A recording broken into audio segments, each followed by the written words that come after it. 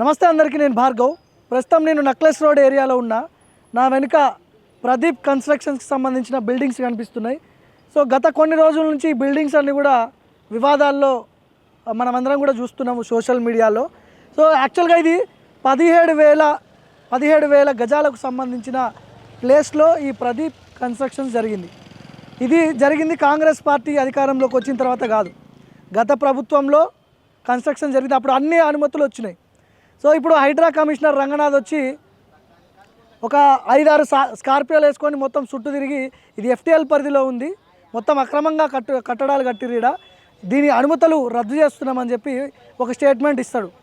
So దీంతో ఇప్పుడు ఈ ప్రదీప్ కన్స్ట్రక్షన్స్లో ఎవరైతే ఫ్లాట్లు కొని ఆల్రెడీ దాంట్లో ఉన్నటువంటి వాళ్ళు ఉన్నారో వాళ్ళంతా ఇప్పుడు సర్దుకొని పోతున్నారు, లగేజ్ మొత్తం షిఫ్ట్ చేస్తున్నారు.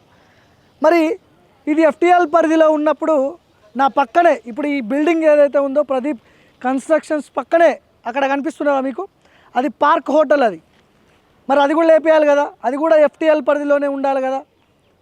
మరి దానికి ఎందుకు వర్తించదు FTL?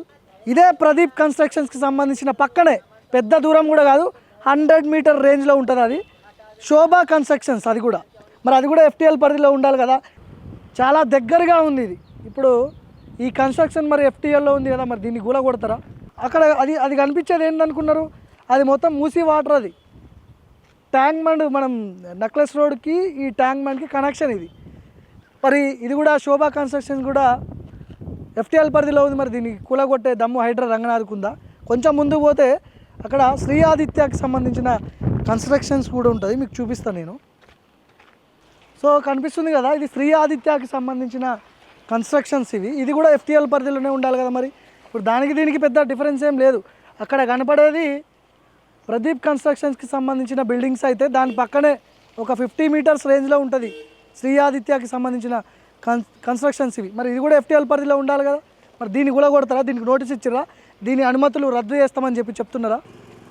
మైనారిటీలకు సంబంధించిన దైవం మసీద్ కూడా ఉంది పక్కన. మరి మసీద్ కూడా FTL పరిధిలో ఉంది అని చెప్పి రంగనాథ్ చెప్పగలుగుతాడా? చెప్పలేడు కదా. మరి అదొక్కటే ప్రదీప్ కన్స్ట్రక్షన్స్ FTL పరిధిలోకి వచ్చినప్పుడు వెనకాలన్న మసీదు, ఆ కన్స్ట్రక్షన్స్, శ్రీ ఆదిత్యకు సంబంధించిన కన్స్ట్రక్షన్స్ ఇవన్నీ రావాలి కదా.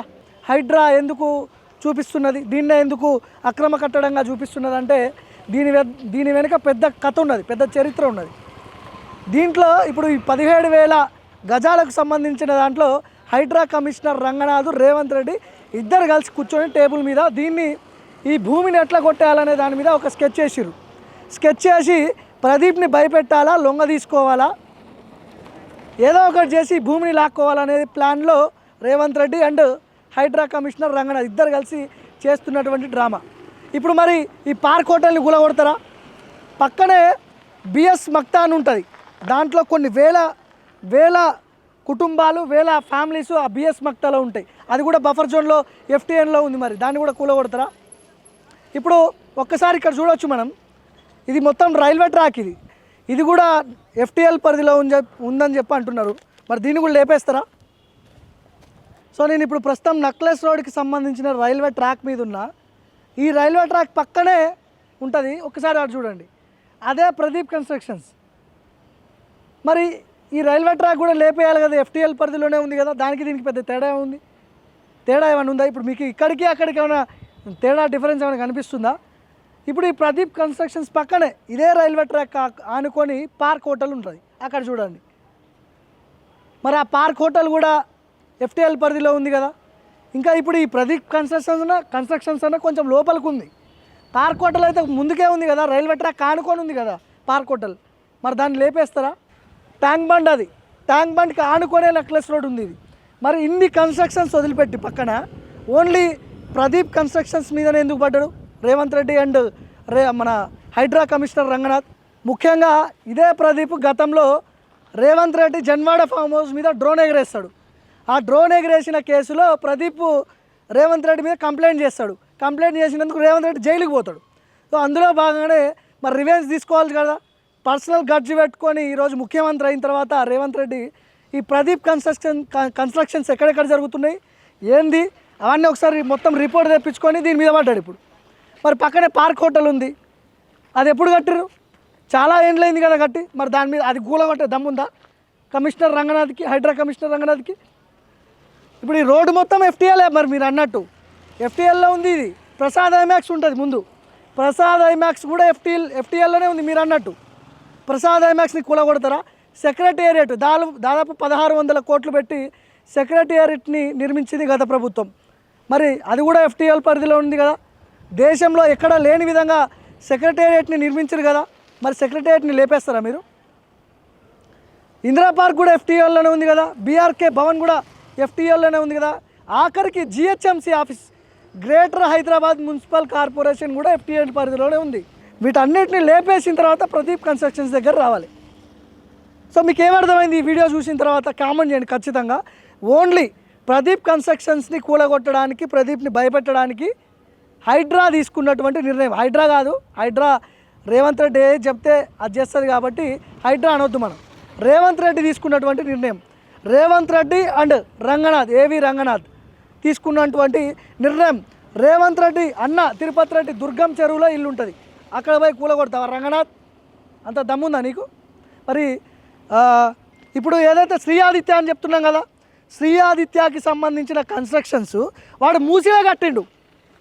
వాడి పేరు కోటారెడ్డి అనుకుంటా, కోట శ్రీనివాసరెడ్డో కోటారెడ్డో, వాడు మూసీలో కట్టిండు, ఎఫ్టీఎల్ పరిధిలో కట్టిండు. మూసి మొత్తం కనిపిస్తుంది అందులోకి పోతే.